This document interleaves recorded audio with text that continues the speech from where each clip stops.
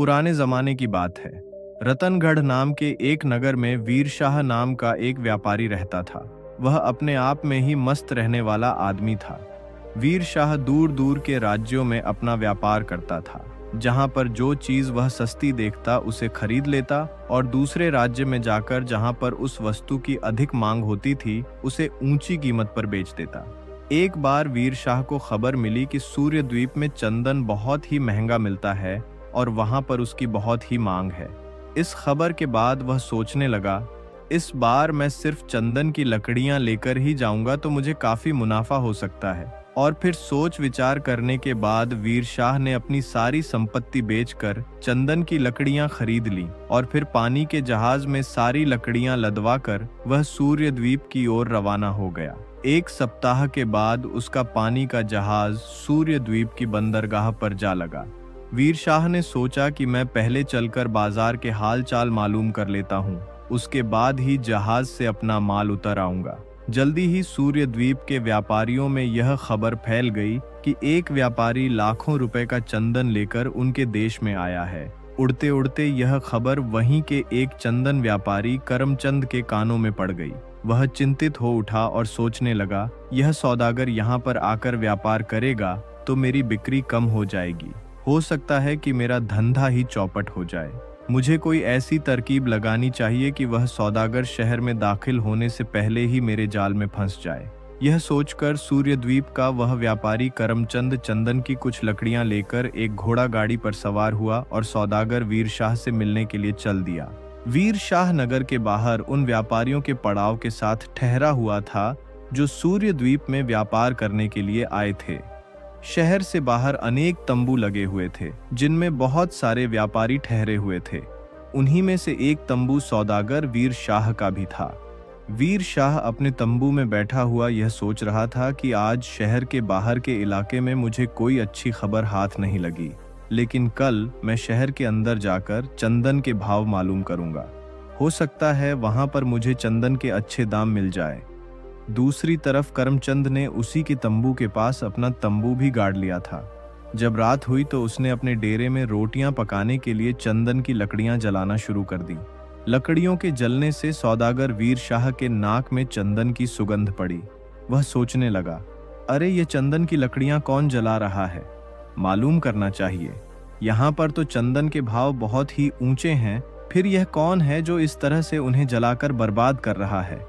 वह तुरंत अपने तंबू से बाहर निकला और चंदन की सुगंध को सूंघता हुआ करमचंद के तंबू के पास जा पहुंचा। उसे यह देखकर बहुत ही हैरानी हुई कि एक आदमी चंदन की लकड़ियां जलाकर रोटी पका रहा था।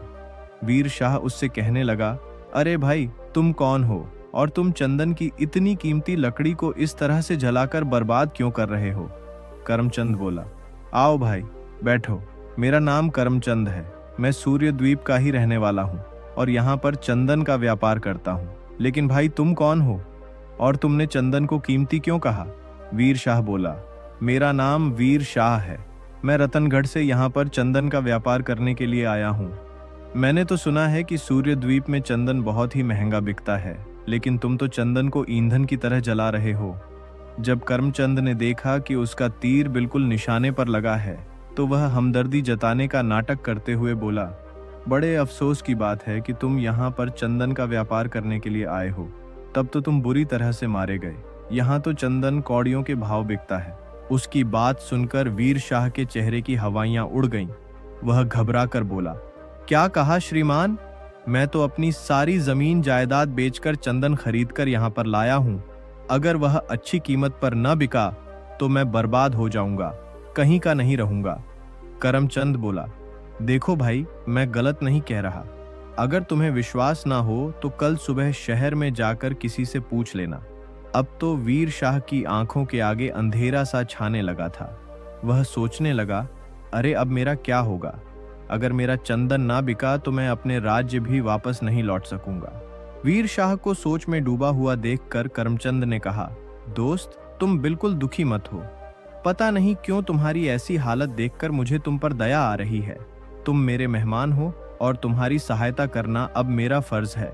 तुम ऐसा करो, कुछ देर के बाद मेरे साथ शहर में चलना। मैं तुम्हारा सारा चंदन खरीद लूंगा। और तुम्हें उसके बदले में उतने ही वजन की जो भी चीज तुम चाहो वो ले लेना। मैं खुशी से वह चीज तुम्हें दे दूंगा। करमचंद की बात सुनकर वीर शाह को कुछ तसल्ली हुई और वह बोला, ठीक है भाई, मुझे तुम्हारा यह प्रस्ताव मंजूर है। इसके बाद करमचंद कहने लगा, लेकिन भाई मुझे एक बात का डर है। वीर शाह बोला, कौन सी बात का डर? जल्दी बताओ, मेरा दिल बैठा जा रहा है। करमचंद बोला, हो सकता है शहर में पहुंचकर मेरे घर के लोग मुझे ऐसा ना करने दें, इसलिए मैं चाहता हूं कि इस बारे में मेरा और तुम्हारा एक लिखित समझौता हो जाना चाहिए। वीर शाह बोला, ठीक है, मुझे इसमें कोई आपत्ति नहीं है। और इसके बाद दोनों के बीच में एक लिखित समझौता हो गया। दोनों ने उस पर अपने अपने हस्ताक्षर किए। गवाहों के हस्ताक्षर भी करवाए गए और फिर उन्होंने समझौते की एक एक नकल अपने पास रख ली। बाद में करमचंद कहने लगा, चलो भाई, मेरे पास घोड़ा गाड़ी है, उसी से नगर में चलते हैं। वहां पर मैं तुम्हें एक सराय में ठहरवा दूंगा और 1-2 दिन में तुमसे सारा चंदन लेकर उतने ही वजन की तुम्हें मुंह मांगी वस्तु दे दूंगा। वीर शाह ने कहा, तुम्हारा बहुत बहुत धन्यवाद, मैं तुम्हारा यह एहसान कभी नहीं भूलूंगा। इसके बाद करमचंद ने अपना सारा सामान घोड़ा गाड़ी पर रखवाया और वीर शाह को लेकर शहर की तरफ चल दिया। शहर में पहुंचकर करमचंद ने वीर शाह को एक सराय में ठहरवा दिया और अगले दिन मिलने का वादा करके वहां से लौट गया। उस सराय का मालिक चंद्रसागर एक बहुत ही प्रतिष्ठित और नेक आदमी था। वह वीर शाह के पास आया और कहने लगा, आपका नाम क्या है? श्रीमान, आप यहाँ पर किस लिए पधारे हैं? वीर शाह बोला, मैं कंचन द्वीप से यहाँ पर चंदन का व्यापार करने के लिए आया हूँ, लेकिन लगता है कि मुझे भारी नुकसान उठाना पड़ेगा। सराय का मालिक चंद्रसागर यह सुनकर हैरान हो गया और बोला, क्या कहा आपने? चंदन के व्यापार में नुकसान उठाना पड़ेगा? ये आप कैसी बातें कर रहे हैं? वीर शाह बोला, हाँ भाई, मैं तो यही सोचकर आया था कि यहाँ पर चंदन बहुत ही महंगा बिकेगा, लेकिन मेरा विचार गलत साबित हुआ और मुझे अपनी सारी दौलत का चंदन कौड़ियों के भाव बेचना पड़ रहा है। वीर शाह की यह बात सुनकर सराय का मालिक मुस्कुराया और बोला, लगता है हुजूर आपको किसी ने बहका दिया है। चंदन तो यहाँ पर हीरे मोतियों से भी अधिक महंगा बिकता है। वीर शाह ने कहा, सच? क्या तुम सच कह रहे हो? चंद्रसागर बोला, यह बात तो नगर का बच्चा बच्चा जानता है। लगता है आप किसी के धोखे में आ गए। वैसे भी यहाँ पर बहुत ज्यादा ठग हैं। अच्छा, अब मैं चलता हूँ, अगर किसी चीज की आवश्यकता हो तो आवाज लगा दीजिएगा। यह कहकर सराय का मालिक वहां से लौट गया। बेचारा वीर शाह मन महसूस कर रह गया। सोचने लगा, अच्छा, तो इसका मतलब यह हुआ कि यहाँ के व्यापारी ने मुझे ठगने के लिए यह सारा षड्यंत्र रचा था और मैं आसानी से उसके बिछाए हुए जाल में फंस गया। परंतु अब तो कुछ नहीं हो सकता। मैंने कई लोगों के सामने उसके साथ लिखित समझौता जो कर लिया है। दूसरे दिन वीर शाह अपना मन बहलाने के लिए नगर की सैर करने के लिए निकला। उसे एक जगह पर कुछ लोग शतरंज खेलते हुए नजर आए।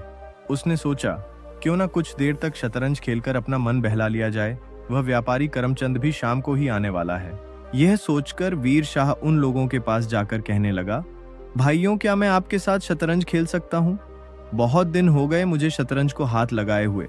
अगर हार जीत की बाजी में कोई शर्त भी हो तो वह भी मुझे मंजूर है। उन लोगों में से एक ने कहा, भाई, हम तो एक ही शर्त पर खेलते हैं कि हारने वाले आदमी को जीतने वाले आदमी की आज्ञा का पालन करना पड़ेगा। अगर मंजूर हो तो बैठ जाओ।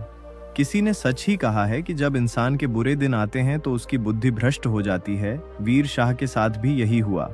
उसने बिना सोचे समझे उन लोगों की शर्त को मान लिया और उनके साथ शतरंज खेलने को तैयार हो गया। नतीजा यह हुआ कि वीर शाह शतरंज में हार गया और साथ ही साथ वह शर्त भी हार गया। वीर शाह बोला, ठीक है भाई, मैं हार गया। बोलो, अब तुम्हारी क्या आज्ञा है? जीतने वाले आदमी ने कहा, तुम्हें पास में ही मौजूद समुद्र का सारा पानी पीना पड़ेगा। यह सुनकर वीर शाह का मुंह खुला का खुला रह गया। वह बोला, क्या? और फिर वह गुस्से में आकर कहने लगा, यह तुम क्या बक रहे हो? भला इस असंभव बात को कौन पूरा कर सकता है? जीतने वाला बोला, तुम्हें शर्त के मुताबिक मेरे आदेश का पालन करना ही होगा, वरना सजा के लिए तैयार हो जाओ। खेल को देखने के लिए जमा हुए बाकी लोग भी जीतने वाले आदमी की हाँ में हाँ मिलाने लगे और कहने लगे, हाँ हाँ, शंभूलाल बिल्कुल ठीक कहता है, तुम्हें इसके आदेश का पालन करना ही होगा। इस बात को लेकर उन लोगों और वीर शाह के बीच में झगड़ा होने लगा। देखते ही देखते वहां पर बहुत ज्यादा भीड़ इकट्ठी हो गई। उस भीड़ के अंदर एक काना आदमी भी मौजूद था। वह सोचने लगा, यह अच्छा मौका है, यह मुर्गी दोबारा हाथ नहीं लगेगी। वह काना आदमी आगे बढ़ा और कहने लगा, भाइयों, ये धूर्त आपकी बात हरगिज नहीं मानेगा, क्योंकि मैं इसे अच्छी तरह से जानता हूँ। अच्छा तो यही होगा कि आप इसे सैनिकों के हवाले करके कोतवाल के पास ले जाओ। वहां पर मौजूद लोग कहने लगे, तुम कौन हो और तुम इसे कैसे जानते हो? वो एक आंख वाला आदमी बोला,